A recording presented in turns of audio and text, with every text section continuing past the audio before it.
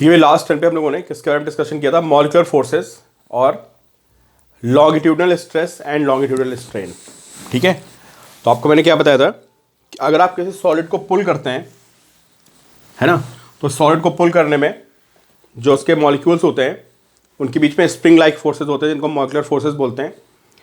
और उन फोर्सेस का बिहेवियर क्या होता है कि अगर आप कॉम्प्रेस करोगे तो वो मॉलिक्यूल्स पास आते हैं तो वो दूर जाने की कोशिश करते हैं। ठीक है, और अगर आप उनको मॉलिक्यूल्स को दूर करते हो तो उनमें एक अट्रैक्टिव फोर्स डेवलप होता है जो उनको पास लाने की कोशिश करता है। और जो फोर्स पर यूनिट एरिया आपका डेवलप होता है उसको हम क्या बोलते हैं? उसको हम बोलते हैं स्ट्रेस। ठीक है, जैसे ये आपका कोई ये आपकी कोई रॉड थी और आपने इसको पुल कर लिया ऐसे, तो मैंने आपको क्या बताया था कि आप यहाँ पे एक लाइन ड्रॉ करिए। ठीक है, और इसको अलग कर दिया, एक ये पोर्शन आपने अलग कर दिया रॉड का और आपने एक पोर्शन अलग कर दिया। तो मैंने आपको बताया था कि आप इसको F4 से पुल करेंगे। ठीक है, तो ये जो मॉलिक्यूल्स होंगे इनमें आपस में एक अट्रैक्शन फोर्स डेवलप होगा। तो मैंने यहाँ पे एक लाइन कट की है और मैं इसके आगे के पोर्शन को यहाँ पे बना रहा हूँ। ये इसके बहुत सारे मॉलिक्यूल्स होंगे, यहाँ पे बहुत सारे मॉलिक्यूल्स होंगे, उनमें आपस में क्या डेवलप हो जाएगा? एक अट्रैक्शन, जिसको हम बोलते थे टेंसाइल स्ट्रेस। ठीक है, और अगर आप इसको कॉम्प्रेस कर देते हैं ऐसे, अगर आप इसको ऐसे कॉम्प्रेस कर देते हैं तो ये मॉलिक्यूल्स, इसको आप पुश करेंगे तो इन मॉलिक्यूल्स में क्या डेवलप होगा? रिपल्शन। तो इस पर ऐसे फोर्स आएगा, इन मॉलिक्यूल्स पे इनका फोर्स ऐसे आएगा और इन मॉलिक्यूल्स पे इनका फोर्स ऐसे आएगा। ठीक है, जिसको हम क्या बोलते हैं? Compressive stress.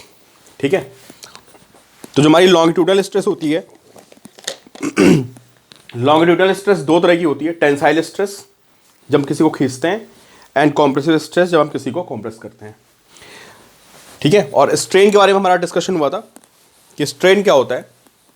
स्ट्रेन में आपको बताया था कि अगर आप किसी रॉड को ऐसे पुल करते हैं और इसमें डेल्टा एल का एक्सटेंशन आ गया और एल इसमें टोटल लेंथ है, जो यहाँ पे स्ट्रेन होता है delta L upon L, change in length upon L. तो ये बेसिकली डिफॉर्मेशन को मेजर करता है।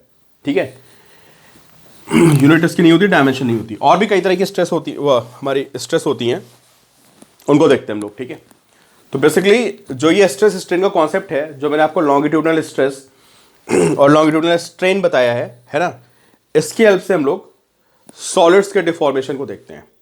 ठीक है, सिमिलरली अगर आप किसी लिक्विड पे एक्सटर्नल फोर्स अप्लाई करते हो तो लिक्विड में भी क्या होता है? एक डिफॉर्मेशन होता है और वो डिफॉर्मेशन वॉल्यूम के टर्म्स में होता है। ठीक है, तो एक और हमारी स्ट्रेस होती है जिसको हम वॉल्यूम स्ट्रेस बोल सकते हैं और हाइड्रोलिक स्ट्रेस और हाइड्रोलिक स्ट्रेस। इसमें क्या होता है कि सपोज करिए आपने कोई बलून है, एक बलून ले लेते हैं या कोई भी बॉडी है ना, इसको आपने वाटर में जाके रख दिया अंदर। तो आप इसको वाटर में रखेंगे तो वाटर की वजह से क्या आएगा? इस पर प्रेशर आएगा और प्रेशर का एक फोर्स आएगा। तो आपको पता है कि प्रेशर की कोई डायरेक्शन नहीं होती, पता है? प्रेशर की कोई डायरेक्शन नहीं होती है, लेकिन जो प्रेशर का फोर्स होता है it always acts perpendicular to surface. ठीक है, आप कहीं भी कोई बॉडी रखते हो तो और उस पर प्रेशर लग रहा है तो उसके हर पॉइंट पे एक फोर्स आएगा इन परपेंडिकुलर डायरेक्शन। तो आपने इसको वाटर में रख दिया, सपोज करिए कोई बलून है, गैस में गैस भरी हुई है, तो यहाँ पे ऐसे ऐसे फोर्स आएगा चारों तरफ से।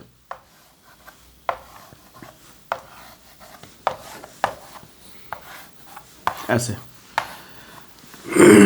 तो ये इसके मॉलिक्यूल्स को क्या करेंगे?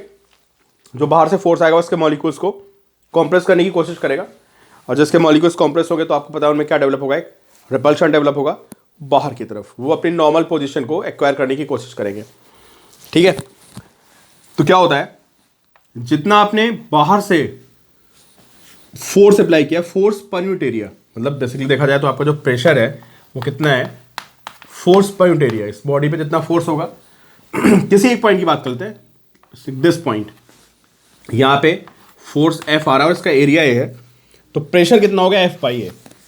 और जितना प्रेशर यहाँ पे होगा ना तो ये मॉलिक्यूल्स अंदर जाने की कोशिश करेंगे तो अंदर से भी उतना ही प्रेशर क्या लगेगा, बाहर की तरफ लगेगा और जाके इसको काउंटर बैलेंस कर लेगा, ऐसे, समझे। तो जैसे आपने ऐसे उसको कॉम्प्रेस किया तो अंदर से उतना ही फोर्स डेवलप हो जाएगा मॉलिक्यूल्स पे बाहर की तरफ और मॉलिक्यूल्स को रोक देगा, ठीक है। तो ये जो अंदर फोर्स डेवलप होता है पर यूनिट एरिया, कहीं भी आप यूनिट एरिया ले लिए, उसको हम बोलते हैं स्ट्रेस, ठीक है। तो है तो प्रेशर के बराबर भाई, क्योंकि जितना यहां पे प्रेशर होगा, समझे, जितना प्रेशर होगा, आप समझ रहे हो कि मॉलिक्यूल्स को आप प्रेस कर रहे हैं फोर्स से, तो जैसे आप उसको अंदर फोर्स लगाएंगे वहां से फोर्स बाहर की तरफ आएगा और वो उसको बैलेंस कर देगा। तो जितना एग्जैक्टली प्रेशर होता है किसी सब्सटेंस पे, उतनी ही उसके अंदर क्या डेवलप होती है, स्ट्रेस डेवलप होती है, ठीक है। तो उसको हम क्या बोलते हैं, वही डेफिनेशन इसकी भी वही है कि स्ट्रेस इज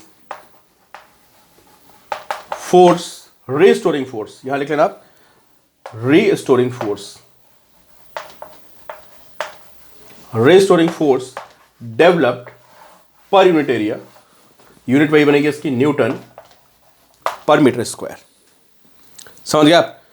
तो सीधी सी बात यह है कि जितना आप प्रेशर अप्लाई करते हो बाहर से, एग्जैक्टली उतना ही उसके सरफेस पे, मतलब जो मॉलिक्यूल्स होते हैं उनमें भी एक प्रेशर डेवलप होता है और उसके आने वाले फोर्स को वो बैलेंस कर लेते हैं।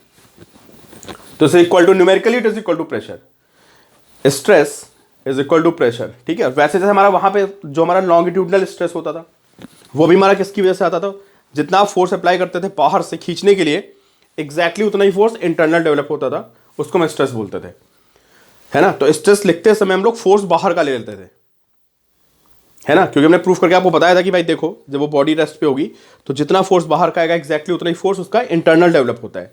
तो स्ट्रेस लिखते समय हम फोर्स कौन सा लेते हैं, जो हमने अप्लाई किया होता है, लेकिन वो फोर्स डेवलप कहां पे होता है, इंटरनल।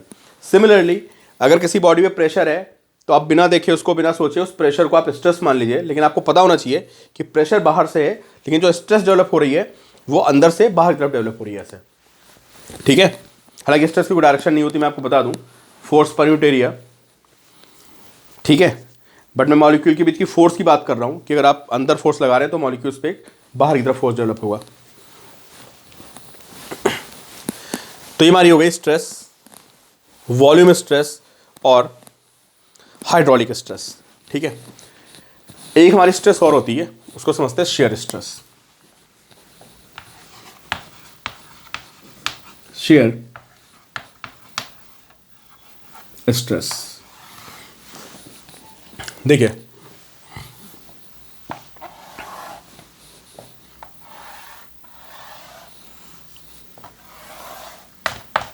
सपोज करिए कोई क्यूब है आपके पास, ठीक है, और क्यूब पे आप यहाँ टॉप पे फोर्स अप्लाई करते हैं आगे की तरफ, ठीक है।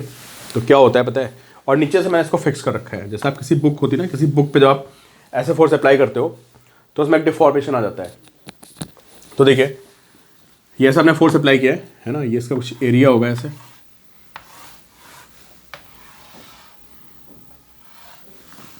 ठीक है।